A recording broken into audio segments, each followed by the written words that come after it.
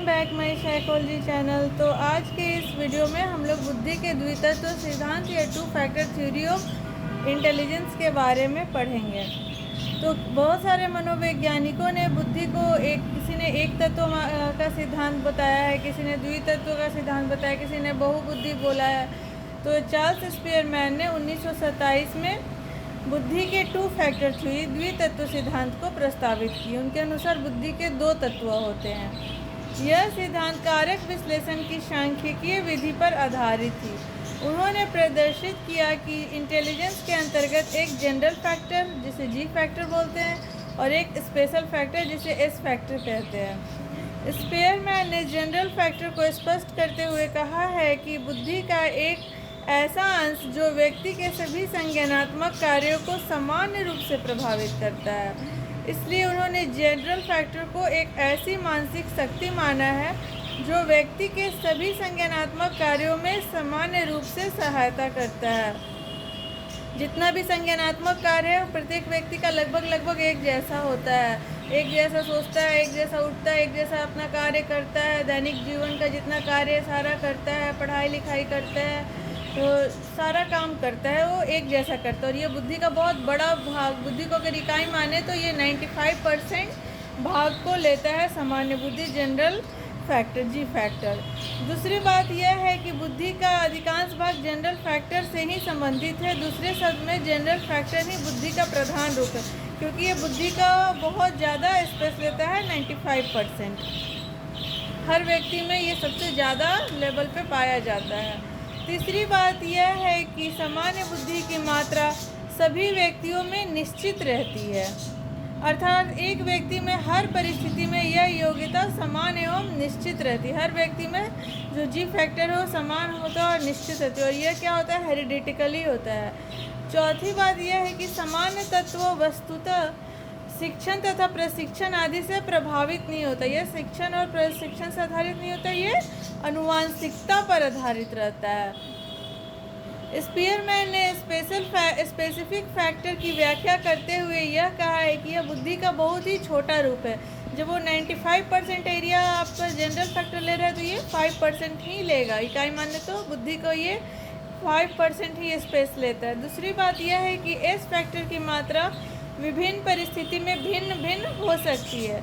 तीसरी बात यह है कि इस योग्यता पर शिक्षण एवं प्रशिक्षण का प्रभाव पड़ता है। जनरल फैक्टर तो सब में बराबर होता है, हर कोई अपने संज्ञान के अनुसार अपना कार्य करता है, दैनिक जीवन का कार्य करता है, उठता बैठता, सोचता, चलता फिरता, खेलता कूदता है, पढ़ाई लिखाई करता है। लेकिन उसमें कोई व्यक्ति में कोई कार्य विशिष्ट रूप से उसको आता है करने। जैसे किसी को क्रिकेट खेलने आता है, किसी को टेबल टेनिस आता है, किसी को पेंटिंग आता है, किसी को कुकिंग करने आता है, किसी को एंकरिंग करने आता है, किसी को मॉडलिंग करने आता है, किसी को रोबोटिक बनाने आता है।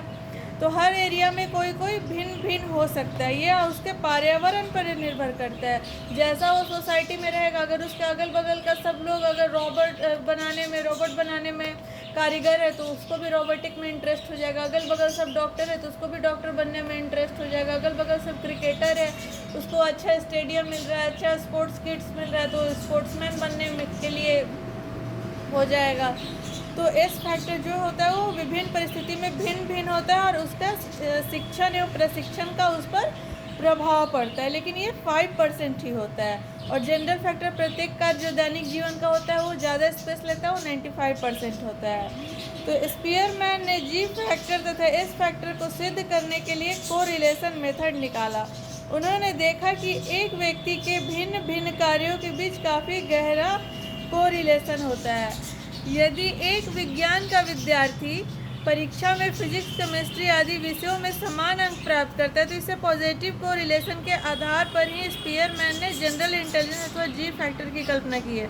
यदि अगर कोई एक साइंस का स्टूडेंट है, वो फिजिक्स में लाता है 70, केमिस्ट्री में लाता है 75, बायोलॉजी में लाता है 80, मैथ्स में लाता है आपका 90, तो क्या होगा, वो उसका पॉजिटिव कोरिलेशन होगा, ये जी फैक्टर है। लेकिन अगर वही वो लड़का इस समय समान लाता है, लेकिन अगर वो ले आएगा आपका पेंटिंग में 99%, 100%, तो उसका वो क्या हो जाएगा, वो एक स्पेसिफिक फैक्टर हो जाएगा, एस फैक्टर हो जाएगा, क्योंकि ये सबसे वो काफ़ी अलग लाया है।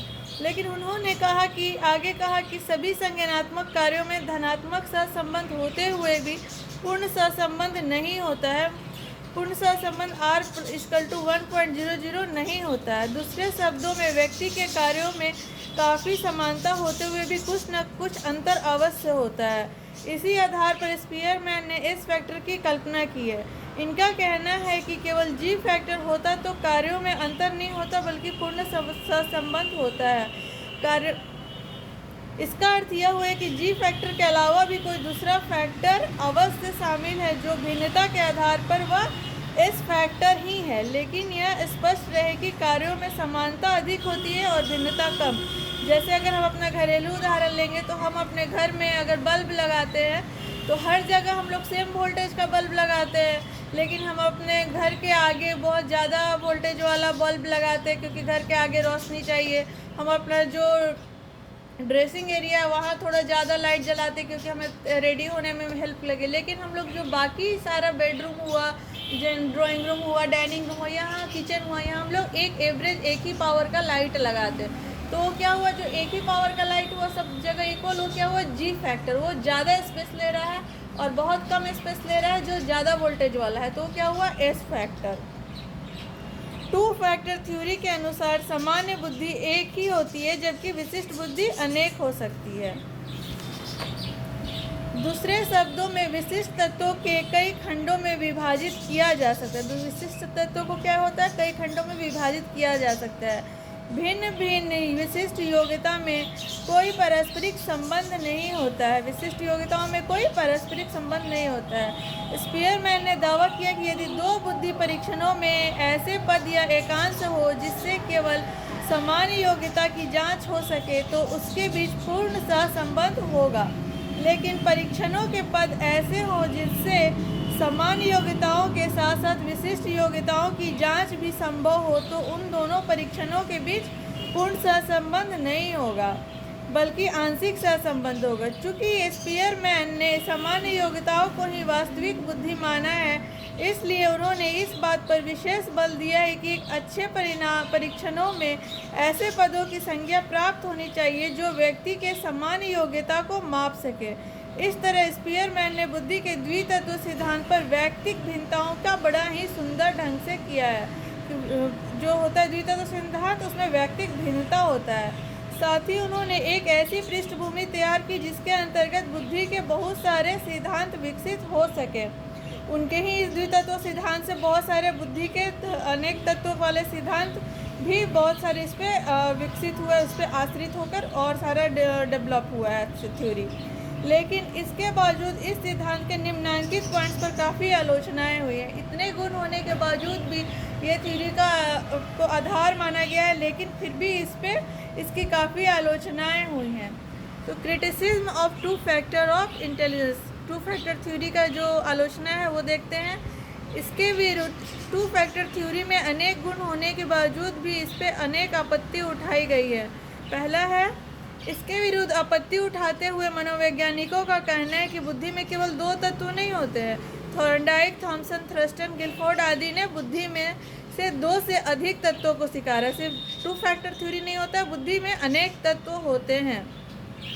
इस पर दूसरा आरोप यह है कि स्पीयरमैन ने व्यक्ति के संज्ञानात्मक कार्यों के बीच सहसंबंध को ही सामान्य योग्यता या सामान्य तत्वों का आधार माना है, परंतु इनका यह विचार काफ़ी कमजोर है क्योंकि व्यक्ति के विभिन्न कार्यों के बीच सहसंबंध कम मिलती है। पियर्सन ने इसकी आलोचना करते हुए कहा है कि यह विश्वसनीय सिद्धांत नहीं है क्योंकि यह सिद्धांत बहुत थोड़े प्रयोगात्मक प्रमाणों पर आधारित है, लेकिन ब्राउन के अध्ययन के कारण खंडित हो जाता है।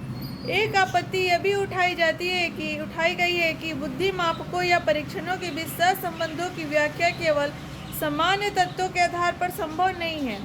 मापकों के बीच अंतर सहसंबंधों से पता चलता है कि सामान्य तत्वों के अलावा कुछ अन्य तत्व भी हैं। स्पीयरमैन 1927 ने इस संबंध में बात को महसूस किया और अपने सिद्धांत में कुछ संशोधन किया कि बुद्धि में कुछ वो इतना सारा आलोचना के बाद अपने सिद्धांत में कुछ संशोधन भी किए। उन्होंने सामान्य तत्व तथा विशिष्ट तत्व के अतिरिक्त समूह तत्वों को भी लास्ट में स्वीकारा। पहले वो उनका सिर्फ समान है तो जी फैक्टर और एस फैक्टर को मानते थे, बाद में वो ग्रुप फैक्टर को भी स्वीकार है। उन्होंने समूह तत्वों को मध्यवर्ती योग्यता माना, उसको समूह तत्व को क्या माना? मध्यवर्ती योग्यता। इस संशोधन से स्पीयरमैन का सिद्धांत काफ़ी समग्र और संतोषजनक बन गया। जो पहले काटा जाता था कि सिर्फ द्वितत्व नहीं है, बहुतत्व है, तो उन्होंने जब समूह तत्व को मध्यवर्ती योग्यता माना तो उनके भी जो सिद्धांत था वो समग्र और संतोषजनक बन गया। इस तरह स्पष्ट है कि यह सिद्धांत बुद्धि के स्वरूप एवं संरचना के स्पष्ट व्याख्या देने के बाद भी अनेक दोषों से घिरा हुआ है, लेकिन अनेक दोषों के बावजूद भी इनको पूरी तरह स्वीकारा नहीं जा सकता, क्योंकि इस सिद्धांत का ऐतिहासिक महत्व है।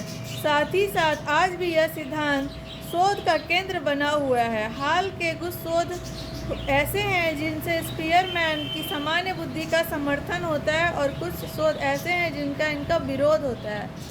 बट 1955, वीमन 1969 आदि के अध्ययनों से स्पीयरमैन के सिद्धांत की पुष्टि होती है, जबकि थर्स्टन, कैटल, हेब आदि के अध्ययनों से स्पीयरमैन के विचार का विरोध होता है। तो कुछ लोग इनके पक्ष में थे, कुछ लोग इनके विपक्ष में थे। इस तरह स्पष्ट होता है कि कुछ शोध परिणाम इनके पक्ष में है और कुछ इनके विपक्ष में है। ऐसी स्थिति में स्पीयरमैन के सिद्धांत को ना तो हम पूर्णतः स्वीकार कर सकते हो, ना पूर्णतः अस्वीकार, क्योंकि कुछ लोग तो इनके पक्ष में भी थे और कुछ लोग इनके विपक्ष में भी थे। इतना के बावजूद भी ये काफ़ी इम्पॉर्टेंट थ्योरी है और इससे काफ़ी सारा ऑब्जेक्टिव क्वेश्चन भी जनरेट होता है। पहला कि जी फैक्टर और एस फैक्टर थ्योरी कौन दिया? तो स्पीयरमैन दिए। कब दिए? तो 1927 में दिए। जी फैक्टर कितना स्पेस लेता है बुद्धि के इकाई का? तो 95%। एस फैक्टर कितना लेता है? तो 5%। ये सारा इंपॉर्टेंट क्वेश्चन है, तो आप लोग इसको पढ़िएगा।